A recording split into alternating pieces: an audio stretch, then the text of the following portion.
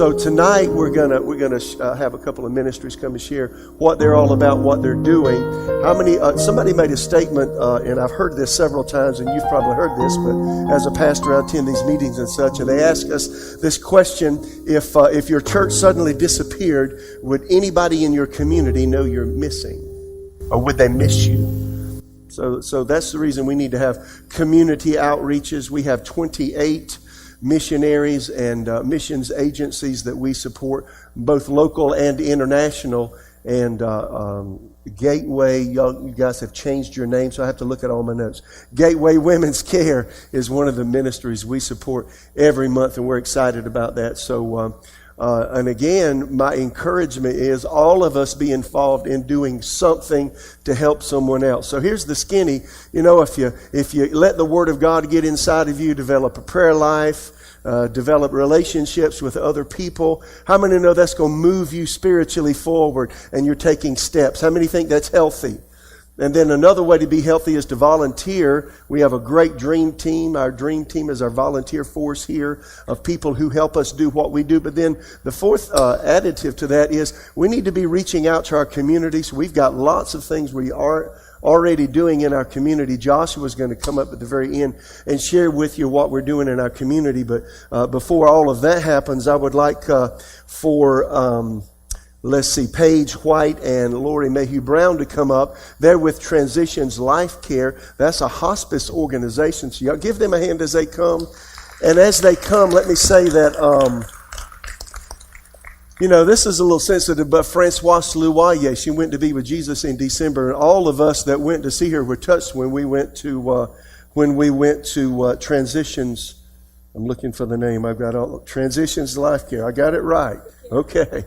So we were all really touched just by the staff there and how they help people. So we asked them to come because there's an opportunity for you to get involved in that. That's an awesome ministry to folk whose family members are transitioning to heaven, and just a really awesome thing. So glad to have you guys with us. So I need to hold this microphone and let you guys have it and share. How about give them a hand as they begin here? Thank you. Thank you. All right.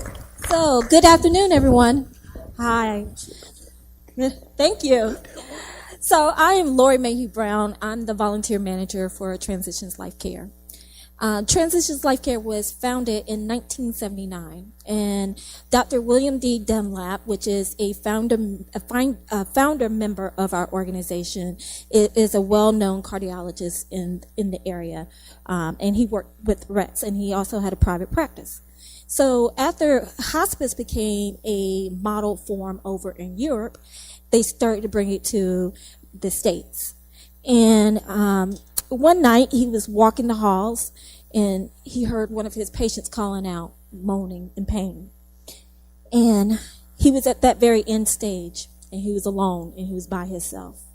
And that inspired him to start a hospice organization. He started out in a 1,500 square foot home with one nurse.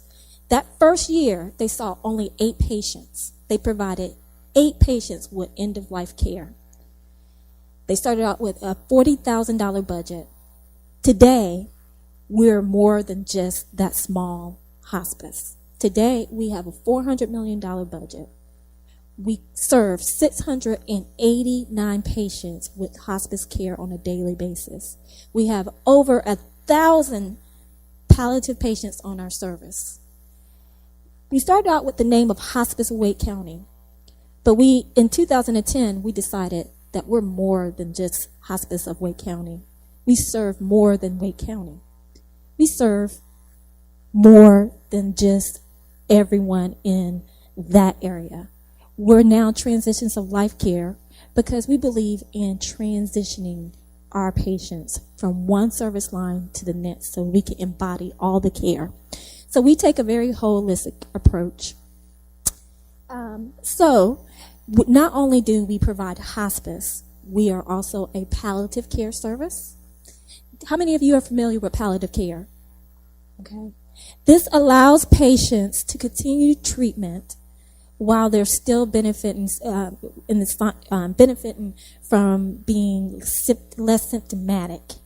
So we have a nurse practitioner, social worker, spiritual care, counselor work along with the patient and their doctor while they continue that treatment. When they no longer can continue treatment, then they move on to our hospice agency. And so they keep the same team as we move forward, the same volunteer, the same team. So that right there is the transition. We also provide home health services. So it's more of a transitional service. So home health we provide. We also provide bereavement care.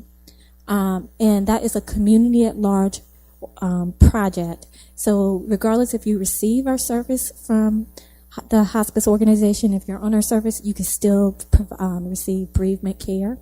We also have a PEDS program that serves babies and young adults on hospice or end-of-life care, as well as palliative. So we're more than just a hospice. We want to continue to grow, and we have. We have grown into 7 different areas at this time. We're in, of course, Wake County, Johnston, Harnett County, Durham, Granville, Franklin, Orange County, and Chatham. We have about 550 staff members, and we also have a wonderful hospice home that's located off of Trinity Road. It's a 30-bed facility. We are the biggest hospice organization in this area compared to Duke and UNC. And we do work with them on time-to-time basis, but we like to think that we're different and we provide excellent care. So we pretty much take a holistic approach. And like I said, our holistic approach is not only do we focus on the patient, but we focus on the family. And so we're going to share, I think it's one more slide. So I want you to really think about these terminologies: respite, companionship, transport, quiet presence, and practical support. Paige, my colleague here, is going to read a real story, a scenario that is a story that is about one of our patients. I want you to look to your left, look to your right. This story, I want you to understand that death has no restrictions. Okay? And because we take a holistic approach, we believe in supporting every individual. It could be you in that position. It could be your neighbor in that position. It could be a friend in this position. And it's not always easy. So as the minister asked you, open your hearts. And the one thing I want you to do is think about, are you interested in how you can help? So I'm going to take it up. All right. I am 52 years old, have lung cancer. The doctor has told me that it has already spread to my liver and my bones. He says that the cancer has spread too far for any treatment to help. I just don't understand how this could happen to me. I stopped smoking 20 years ago. I'm in a lot of pain. I'm so worried and anxious. It is becoming harder and harder for me to breathe. I find that I'm less and less able to take care of myself, and I know they will get worse. I have 2 children, a son who just started college, and a daughter who's a junior in high school. My husband still has to work to pay our bills. He has much to do with work and taking care of me, our children, and the house. I know that the time will come when I will not be able to make my own decisions. I don't even know what I want to do. How can I ask someone else to make those decisions? I don't want to be a burden to anyone. My doctor says that hospice can help. I hope so, but I really don't see how. So I want you to hold on to that story, and I want you to think about, 1, are you interested in helping? Because this is your friend, your neighbor, your church member. And also think about how you can help. It's very simple. I like to tell my volunteers that we have 400 some volunteers, but we always have need for more, especially when we're covering this amount of area. I like to tell them that we can't add days to your life or to their life, but we can make sure we add life to your days. Okay? And so that's what we count on our volunteers doing, is adding life to their days. End of life is about providing dignity, care, while they can in their home as much as possible. Loving, being compassionate, and somewhat being a guide for them. So we need you, and we would love to have you on our team if you're interested. So thank you. Thank you, Paige and Lori. Give them a hand. I'll take that. Thank you very much. So how many know believers ought to be in every area of life? Would you believe that? And, you know, God wants us to get out from the four walls of our church and really minister life in all areas of our culture. This is can be a really great ministry, and I'm telling you, it's just, we are very impressed with how they present themselves and how they minister life to families. And if that's something that's on your heart, we have a table at the back, and just encourage you to go and talk to them about how you could be involved and what you could do to make a difference. Next we have, and no stranger to Victory Church, Wendy Bonanno and her husband Miguel. And Wendy again is with Gateway Women's Care, so come forward and give her a hand, and she's going to share with us about their pro-life abortion alternative and what they provide. So we are excited to have you back. Well, I'm excited to be here. Hands up all of those who know a little about Gateway. Oh my goodness. All right, so the rest of you know nothing at all. So my name's Wendy. As Mitch said, actually we had children that went to school together. And he's a little bit more fortunate than I am because he's got 4 grandkids and I don't have any at this stage. But I'm planning to catch up on you. But it's wonderful to be here tonight. Victory Church has supported Gateway for decades. Maybe one of the earliest churches to come on board when this ministry began back in 1984. And if you want to put it into a box, you can put it into the Pregnancy Resource Center, the Pregnancy Crisis Help box. But Gateway is anything but a ministry in a box. And the number one topic, the number one thing that gets people riled up in the news and in the media at this point in this country's history is the issue of abortion, isn't it? I mean, we're not hearing much more that drives people crazy, and people are so polarized one way or the other. And before I sort of talk a little further, I do want to say that every time I go to a church, I realize that there could be a man, there could be a woman, it could be you, sitting here, and that has been your story. That is something that may have happened to you, or your partner made that decision. And I just want to say that Gateway cares about you. There is no judgment for any woman or any man who comes through our doors. There is nothing, if that's you, there is nothing that can separate you from the love of God in Jesus Christ. And if you need help and you're looking for hope and forgiveness, come and seek us out. But there is much going on in the country. We hear of all these states that are enacting different abortion laws, and they're from one end of the spectrum to the other, aren't they? I mean, we've got New York, the state of New York, where legislators cheered because they made it legal to abort an unborn baby all the way up till birth and even during delivery. And if you didn't know that, that is now law. A woman has the right to abort her baby up to delivery and during delivery if she chooses not to have that baby be born alive. And then you switch to the state of Missouri, which come Friday could potentially have not one abortion clinic in the whole state. So that's the state of Missouri. State of Mississippi, the 6-week abortion ban. Once the baby gets to 6 weeks old, abortion is illegal.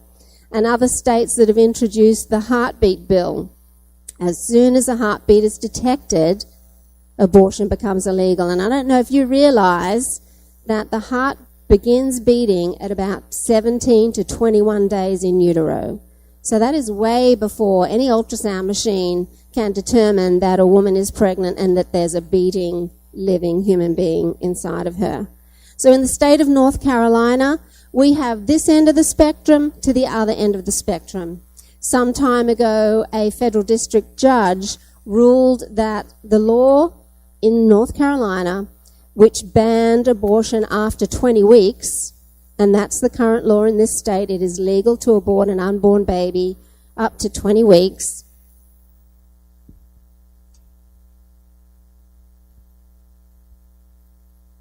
And And this is a 20-week-old unborn baby. It's the size and the weight of a baby that could be killed here in our state. 30 babies a day up until this age are aborted across the triangle. Wake County, Durham County, Chatham County. Nearly 30 unborn babies a day lose their lives to abortion in this state. And so this district judge has left it open to extend the actual abortion limits beyond 20 weeks, so way into second trimester.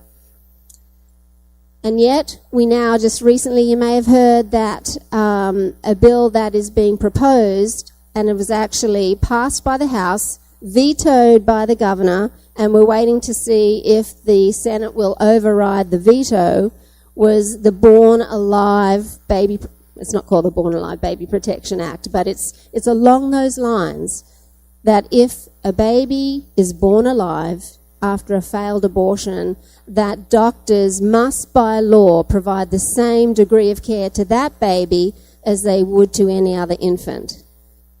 Now, it seems kind of crazy, doesn't it, that we have to make a law that once a baby is here, it should be given care just because the mother didn't want it. And we know that it goes beyond what is called a woman's reproductive rights, because once that baby's born, she's not pregnant. That baby is not inside her. It's a living, breathing human being that under God we believe should have the protections that other infants born at that stage should. And so this is what we've got going on in the country. And some people respond to this by becoming an activist, and they want to, pray down at the abortion clinics, or they may want to march. And I would encourage you to contact your House members and your council members, because this vote needs the support of the community, and let them know where you stand on that issue. But in the middle of all of that, there is a compassionate response, a non-political response, a compassionate response that seeks to reach and serve those women and their partners who are in a very, very difficult situation, and they're facing an unplanned pregnancy, some on their own, and they don't know what to do. They don't know where to get help. And that is where Gateway steps in. So we are a non-political, faith-based ministry that seeks to serve women, and we've made the decision to have a very narrow niche. And you've got a spectrum of pregnancy centres, some that want to serve women who they're already intending to carry and have their baby, but they need help and resources. And that's admirable. But if you shift down to this other end, we know that there are women who are on their way to the abortion clinic, and if we don't reach them, if a pregnancy centre in the town of Raleigh does not reach them, a baby dies. And so we have chosen to reach the most abortion-determined women in the triangle. If we're ready, I'll play a short video. You'll hear the story of one of our girls, and then I'll talk a little more and talk about ways that you might like to get involved.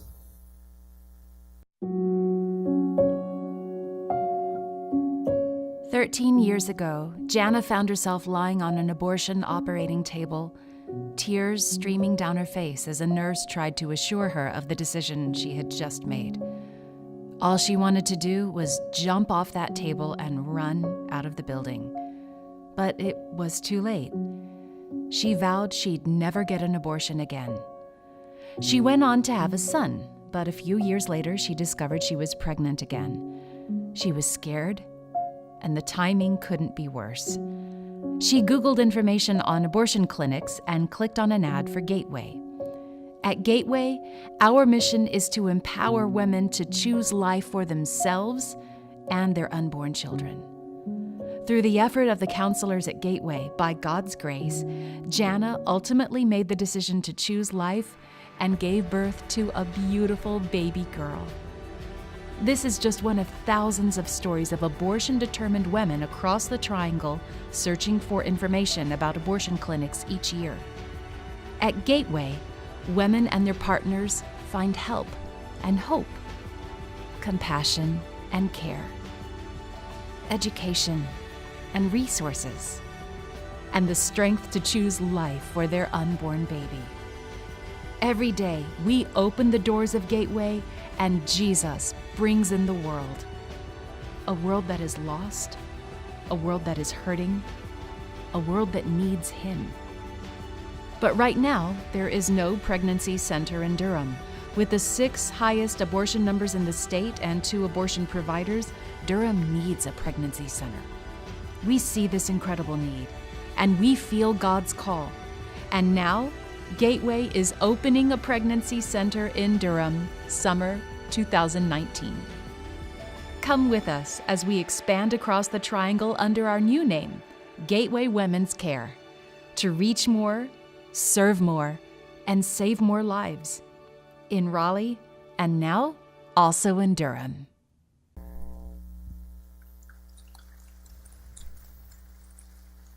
So, Jana's son just graduated kindergarten, and her little girl turns 1 in a couple of months. My husband and I have become close friends with Jana, and that happens fairly frequently, that you'll make a connection with a young woman and have an ongoing relationship with her. There are, as I said, over 10,000 abortions across the triangle. There are 4 abortion clinics. The one in Durham was the one that Jana went to. There was nowhere else for her to go for help for her pregnancy. And yet when she spoke to the abortionist, who has had his license revoked in other states and had his center closed down and he's reopened under other names, she was alert to the fact that this might not be the best place to go. And so, being the only abortion clinic in the county that does not yet have a pro-life presence, we made the decision about 6 months ago to move towards having a pregnancy center in Durham. So we will have 2 pregnancy centers, the one here in Raleigh and the one in Durham. We'll be right up there, North Duke, North Roxborough, right near Duke Regional Hospital. And so the need that we have as a volunteer-driven organization is for volunteers. And this is an organization with over 1,200 pregnancy centers across the country, driven by probably 80,000 volunteers. And we're no different. And so at Gateway, we have a team of 35 volunteers, and we're constantly looking for more people who God has moved in their heart and called them to help empower other women and their partners to choose life. And on our table over there, there is a handout if you want to take it, if you're interested in the different volunteer positions. The main position, and I know it's a hard ask, because we ask our volunteers who are trained as client advocates, they're the counselor, they're the coach, we ask them to be able to commit to a 4-hour shift each week. We put them through a really extensive training. It's like a coaching training, but that is our biggest need. And there may be someone sitting here today who's thinking, oh my goodness, I want to make a difference in this area. I want to be able to serve. I want to be able to use the gifts and abilities and the stories that I've got. And sometimes people say, I can't help in that area. I've got nothing to give. I've got no story. Well, I thought that was me, and 10 years ago I started as a volunteer. And what I realized is that God uses what you have in your life, and you will figure out how you will share with a woman who's sitting across from you, how men, you will share with a young man. We have 5 male client advocates at the moment. We saw nearly 100 men come in last year with their partners. We had nearly 900 appointments. We provided over 1,600 services, and already this year we're a third ahead of where we were at the same time last year. So we're reaching these women online through our online marketing. It's the best way to reach her because we've got a 5 to 7 day window from the time she takes that pregnancy test and she has that abortion. So we are reaching her on that very precipice of a life and death decision. And when we get her into Gateway, it's our client advocates who sit and talk with her, help her look at her situation, think of alternatives that she may be able to take advantage of. And we connect her to the resources that she needs. We virtually treat every client and create an a la carte plan for them, whether we connect them to Medicaid, whether we connect them to OBGYNs, whether it's housing, whatever it is, that's how we will help a young woman who makes the decision to carry her baby to term. We don't refer to abortion clinics, adoption agencies. And so oftentimes a woman feels that she can't parent her child. But the need that we have for people to commit themselves to this ministry, that's the hardest commitment. There are some others that are a little easier. One of the options that might be available to some of you, whether it be your small group or a women's ministry, we give every new mum a diaper bag filled with things that she needs. And oftentimes churches help provide these. They will have a diaper bag get together at their church or in their women's group. They'll collect the items that go into the bags and help provide those. That may be one way. If you don't feel that you can commit to 4 hours a week, this might be something that you might say to a group of your friends, let's do that for Gateway. Here's another option. We give every woman who leaves, regardless of her decision, because we want her to feel that we care for her. You know, we're not there just to save that baby. We care about her.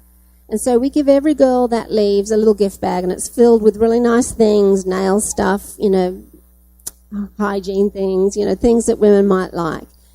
And I'll just tell you, we had a woman come about 3 weeks ago. She was cold. She was detached.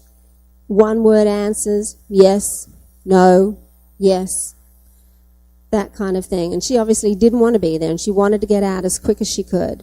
And just as she was leaving, the client advocate said, look, well, we have a gift bag for you. You know, if you'd like to take that, we'd like you to have that. She started to cry. She said, you mean that's for me? We said, yes. Even though I'm going to have an abortion? We said, yes. We care about you. It's you who we care about. So she took the gift bag.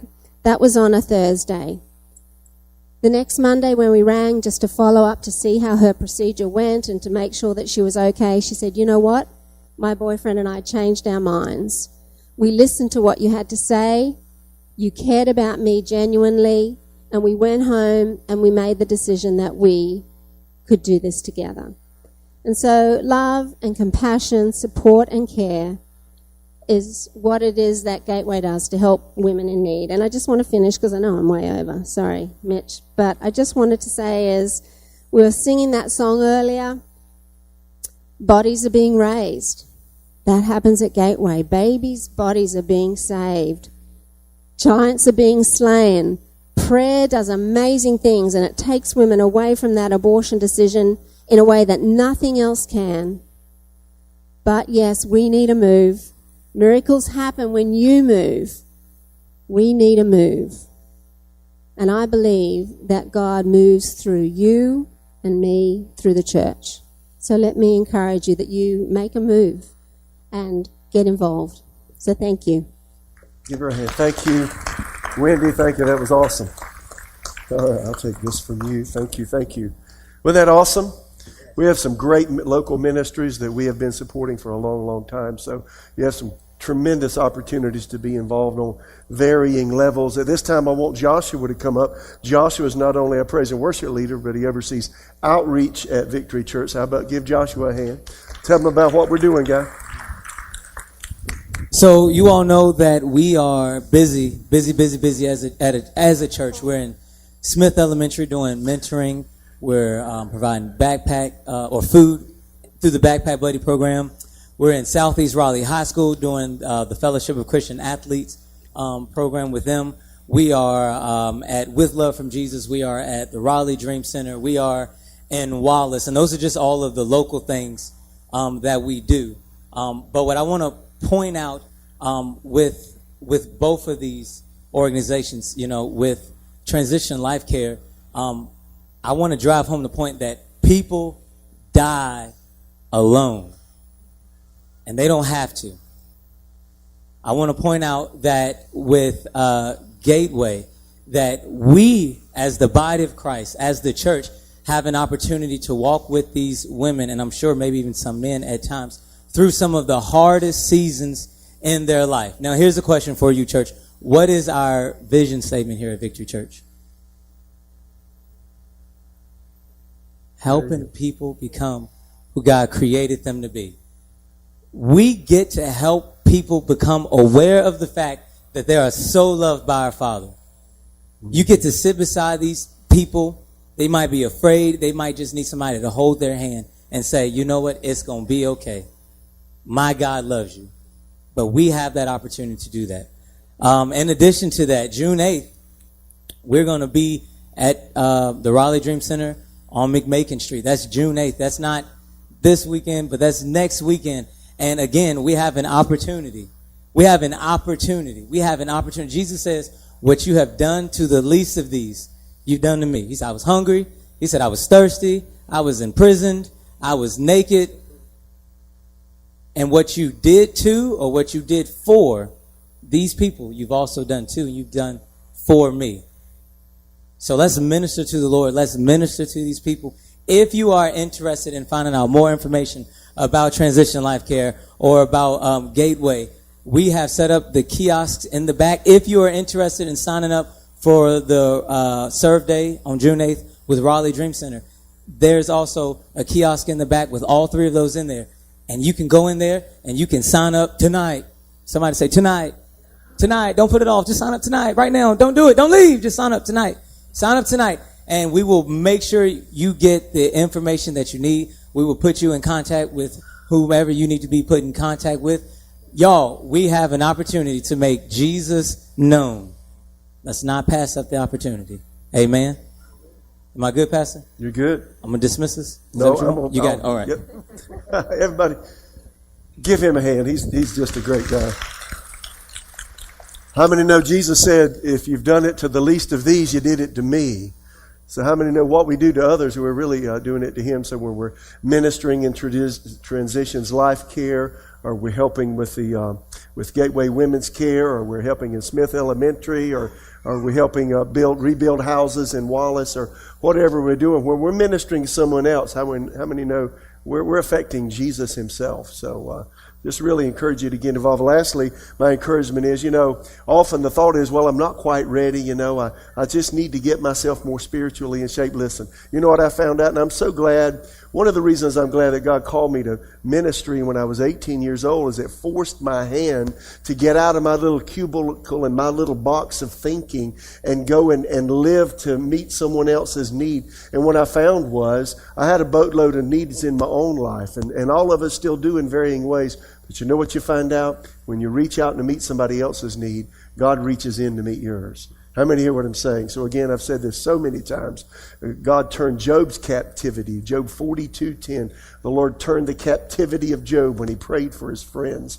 And I was just thinking before we came, Mark chapter 5, Jesus, there was a guy who actually lived in the cemetery. He had a boatload of problems.